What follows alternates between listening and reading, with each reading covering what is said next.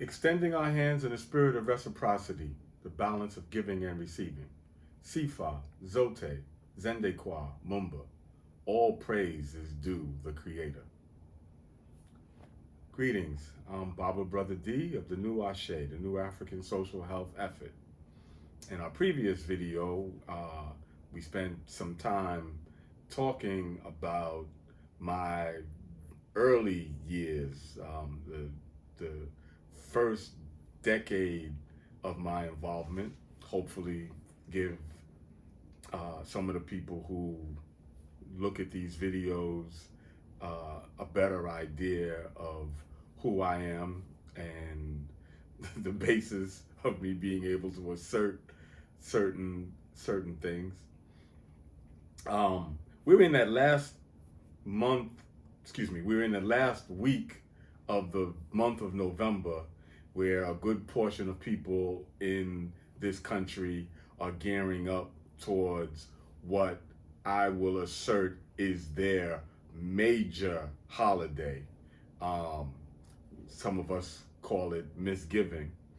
I had to dig through some stuff in my house and pull up a poster from 1982, where our organization, and as I've explained in the earlier days, we were the Al-Kabalon Youth Collective, and currently the African National Science Movement.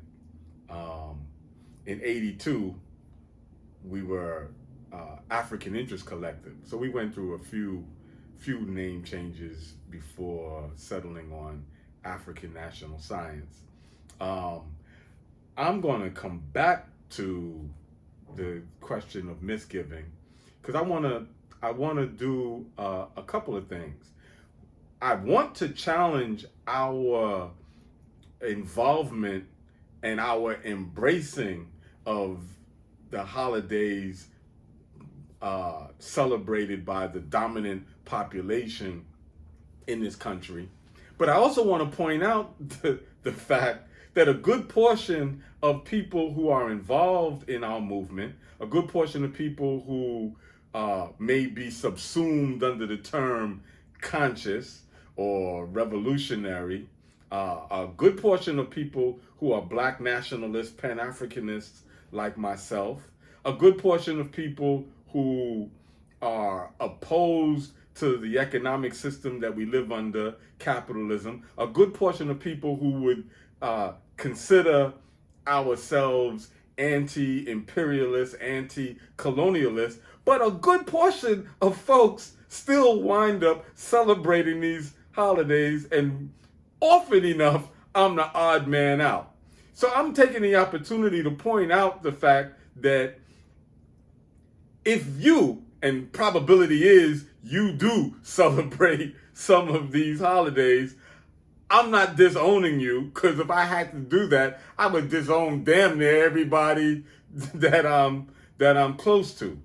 And so my understanding of the process of pulling us off of celebrating the holidays of the dominant society, my grasp of what we're up against in terms of that task has certainly grown a lot over the last 37 years, from 1982 to 2019, 37 years. I have gone through some changes when these other American holidays come around, and I'm not down with it. So let me start with Christmas. And again, I want to emphasize, I would like to move you off of these holidays, but I do not want to be divided from you if you are one of the people who continues to celebrate these holidays. As majority of my family, and I don't want to be divided from my family, and I don't want to be divided from my comrades, so we can continue to struggle around these points, but I'm laying out my point of view. I firmly believe that when you celebrate your enemy's holidays, you make your enemy stronger and you make yourself, the group that you're part of, you make us weaker. I believe that. On the spiritual plane, the emotional plane, the physiological plane, right? On the mental plane, the various aspects of human existence, I am convinced that we weaken ourselves. And so even if I can't budge you, make you, nudge you, I'm sure I do nudge some people, but if I'm not able to do that, part of my being consistent, I believe, being consistent in this movement is that I do certain things that many people will not do, but they keep me grounded. They keep me in line with what I'm about in the long term. Christmas. I've often pointed out to folks that if I were Christian, if I was somebody who believed in Jesus, I would be highly upset with American celebration of Christmas, right? And I'm not Christian, and I don't accept Jesus per se, but if I did, come on now, American Christmas and Western European Christmas, the central personality ain't even Jesus. The central personality projected in Christmas is somebody that we're told is a fat white guy who lives in the North Pole. For years, I've been fond of saying that big bag of goodies that Santa Claus brings around represents the loot that they've stolen from the rest of the planet. Because that is the basis of this particular society's dominance on the planet, is that the fact that it takes a good portion of the world's resources while having a much smaller fraction of the world's population. So, and I think a whole lot of people recognize that Christmas, folks, it's an excellent capitalist affair because you are culturally, the cultural weight for you to go buy stuff. If you got kids, your kids are looking for you to buy stuff. If other people have given you stuff, you feel the weight of having to go buy and give them stuff, right? It gets very far away from what people say the thing is supposed to be about. No, I ain't down with none of that. A lot of folks understand that. A lot of folks can take that real easy in terms of saying, well, you're not Christian, so, okay, we won't bother you with that. Let me quickly point out, because some people, well, do you celebrate Kwanzaa? Kwanzaa, for me, is kind of tricky in terms of an explanation because the degree to which Kwanzaa has become Black Christmas is very, upsetting to me.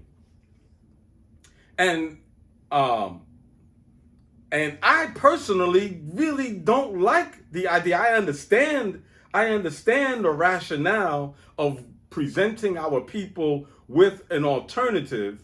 At the same time, this alternative has been very easily co-optable by the dominant culture in the society.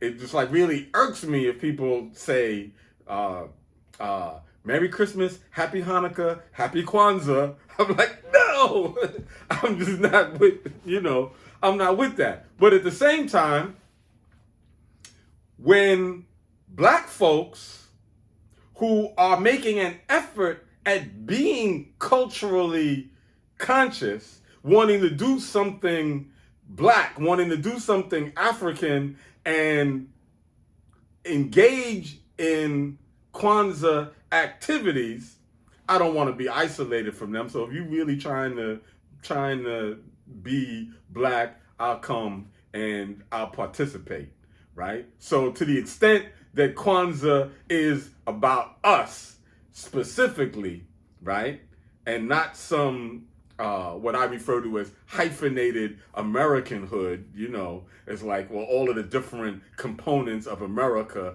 have their thing, I call it hyphenated Americanism, like Italian Americans and Japanese Americans and Irish Americans and African Americans. Like, no, that's just, but to the extent that folks are attempting to be African and building along lines of the goal of African independence, I will participate in Kwanzaa.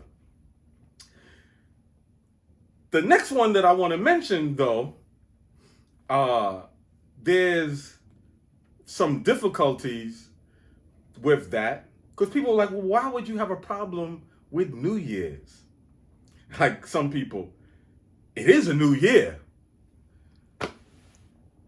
And just considering the power, the cultural power of controlling time.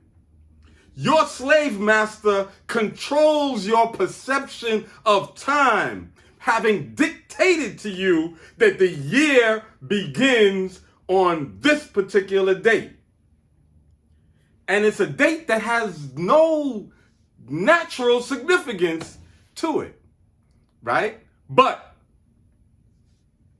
your conqueror, having conquered us, has us using their calendar. So I'm often correcting people. When you say New Year, I was like, no, it's a new calendar year. A new calendar year, because a year is the time it takes the earth to go around the sun, and any point in that cycle somebody could say this is the beginning, because there is no beginning or end. It's arbitrary. I'm told if some Roman emperor birthday was on this date that we call January 1st, but it's bad enough I gotta use their calendar. I gotta celebrate it too? Oh, hell no.